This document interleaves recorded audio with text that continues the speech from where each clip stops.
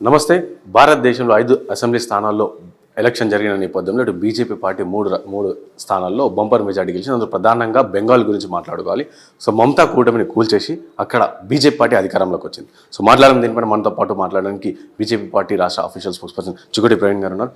Sir చెప్పండి అన్న, ఎట్లా సార్ బెంగాల్లో గెలిచారు మమతా బెనర్జీ వర్సెస్ నరేంద్ర మోదీగా ఉన్న అక్కడ, సో ఫైనల్లీ బీజేపీ గెలిచింది, ఏం చెప్తారు?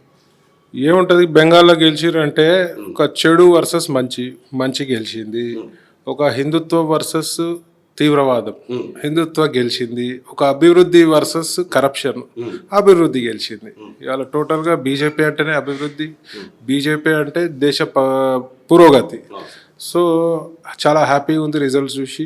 ఎక్స్పెక్ట్ చేసిన దానికంటే కూడా అద్భుతమైన తీర్పుని ప్రజలు ఇవ్వడం జరిగింది.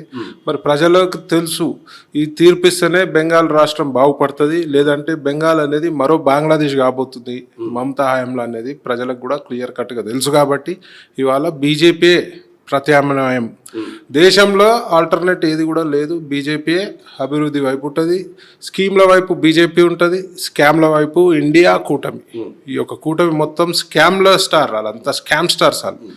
బీజేపీ అంతా స్కీమ్ స్టార్స్. సో ఇలా స్కీమ్ల పట్ల, దేశ అభివృద్ధి పట్ల, ముఖ్యంగా మహిళల రక్షణ అనేది చాలా ఇంపార్టెంట్. బెంగాల్లో మహిళలపై అడ్డగోలు అత్యాచారాలు జరిగినా కూడా ఒక మహిళగా ఉండి కూడా సిగ్గు లేకుండా ప్రవర్తించిన ఒక నీచమైన వ్యక్తి మమతా బెనర్జీ.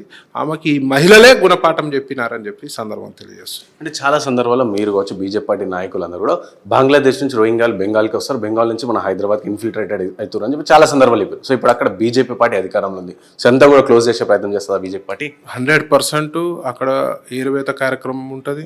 తెలంగాణలో కూడా రాష్ట్ర ప్రభుత్వము నిఘా వ్యవస్థ, తెలంగాణ ఇంటెలిజెన్స్ వ్యవస్థ గట్టిగా పనిచేయాలి. తెలంగాణలో కూడా ఈ యొక్క రోహింగ్యాలతోటి ఎప్పుడు కూడా ప్రమాదం అంచుతుంది. కానీ వీళ్ళు ఎంఐఎం పార్టీ, కాంగ్రెస్ పార్టీ వాళ్ళకి ఓటర్ కార్డులు, ఐడి కార్డులు, ఆధార్ కార్డు లాంటివి చేపించి మరి వాళ్ళని ఓటర్గా మార్చుకునే ప్రయత్నం చేస్తారు. ఇది ఎప్పటికైనా కూడా దేశ భద్రతకి మాత్రము ప్రమాదకరంగా ఉంటుందని చెప్పి చెప్తున్నారు.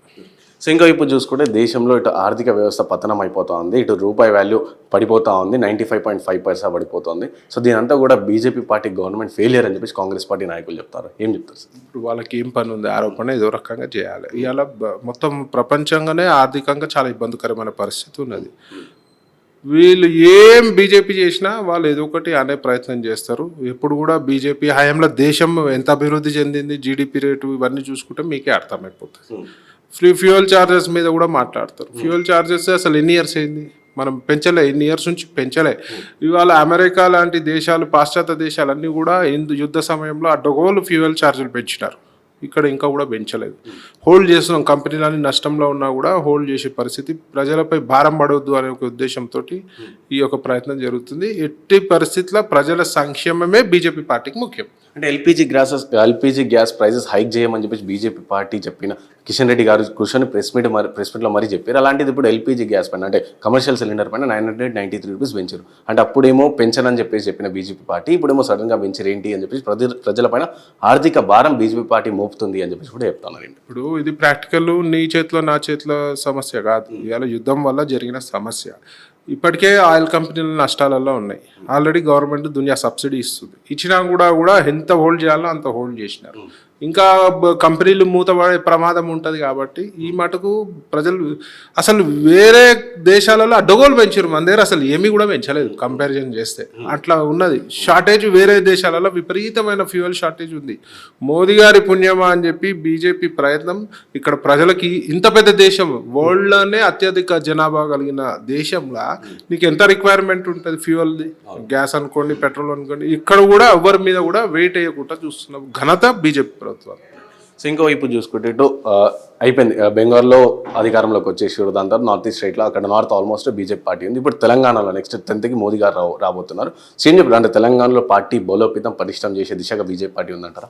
101% తెలంగాణ ప్రజలు కూడా మార్పు కొనుక్కుంటున్నారు. ఈ స్కామ్ల ప్రభుత్వాలు, ఈ కమిషన్ ప్రభుత్వాలు, ఈ హిందూ వ్యతిరేక ప్రభుత్వాలపై డెఫినెట్గా జనంలో ఒక ఆగ్రహం ఉన్నది. దానికి ప్రత్యామ్నాయంగా బీజేపీ ఎదగబోతున్నది. తెలంగాణలో కూడా డెఫినెట్గా నెక్స్ట్ ఎలక్షన్లో బీజేపీ జెండా ఎగిరివేయడం ఖాయమని చెబుతున్నారు. అంటే మోదీ వస్తున్న నేపథ్యంలో తెలంగాణకి మోదీ పర్యటన నేపథ్యంలో ఇటు కాంగ్రెస్ పార్టీ నాయకులు సీనియర్ నాయకులు విహెచ్ కావచ్చు ఇట్లా చాలా మంది నాయకులు లెటర్స్ రాసి తెలంగాణకి ఏమి ఇచ్చిరని చెప్పి మీరు తెలంగాణకి వస్తున్నారు వచ్చేదంతా కూడా ఏపీకి ఇస్తా ఉన్నారు తెలంగాణకి ఏమి ఇవ్వట్లేదు ఫస్ట్ దానికి లెటర్కి రెస్పాండ్ అయిన తర్వాత తెలంగాణకి రావాలి అని చెప్పేసి కాంగ్రెస్ పార్టీ నాయకులు చెప్తాను ఏం చెప్తారు సార్? ఇప్పుడు ఈ ముసలిళ్ళకి ఏం పని లేదు, రిటైర్ అయ్యే వయసులో పని చేస్తారు, సగం మతి భ్రమిస్తుంది వీళ్ళకి, సగం మైండే పని చేయదు, వాళ్ళకి ఎంతసేపు అధికార కాంక్ష, ఎట్లా కమిషన్ తీసుకోవాలి, ఎట్లా స్కామ్లు చేయాలి వాళ్ళకి తెలుసు. నెక్స్ట్ గవర్నమెంట్ మేము రామని చెప్పి ఎట్లా భూమాఫియా చేయాలి, హైడ్రాన్ అడ్డు పెట్టుకొని ఎట్లా రియల్టర్లను బెదిరియాలి. ఇవాళ రాష్ట్రంలో ఫస్ట్ మమ్మల్ని నిలదీసే ముందు రాష్ట్రంలో మీరు ఇచ్చిన హామీల సంగతి ఏంటి?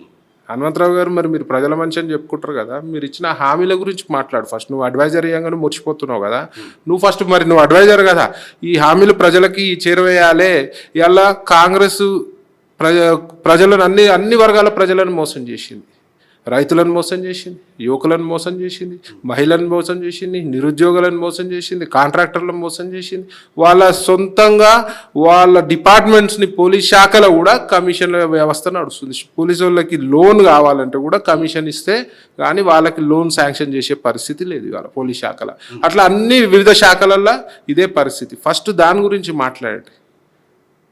వీళ్ళకి మోదీ గారిని ఎదుర్కొనే సత్తా లేక బీజేపీ పార్టీకి తెలంగాణలో ఎట్లయితే ఓటు శాతం పెరుగుతుందో తట్టుకోలేక ఏదో పిచ్చి ఆరోపణలు చేస్తారు, దాన్ని పట్టించుకోవాల్సిన అవసరం లేదు.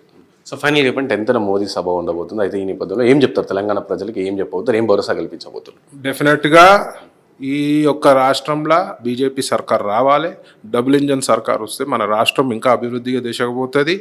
ఇన్నేళ్ళ 15 గత థర్డ్ టైం మోదీ గారు రావడం బీజేపీలా ఎప్పుడు కూడా ఎక్కడ కూడా ఇట్లాంటి స్కామ్ జరగలే. ప్రజల గురించి ఎప్పుడు కూడా స్కీమ్స్ ఇస్తూ ఆలోచించే ఒక గొప్ప పార్టీ. ఈ పార్టీ కంపారిజన్ లేదు, అన్ని వర్గాలని సంతోషపెట్టడానికే చూస్తారు. డెఫినెట్గా తెలంగాణ ప్రజలు ఒకసారి బీజేపీకి అవకాశం ఇవ్వాలి. ఇప్పుడు 10వ తారీఖు జరగబోయే మోదీ సభకి అందరూ కూడా పెద్ద ఎత్తున హాజరు కావాలని మనస్ఫూర్తిగా నేను ఆశించడం. Thank you.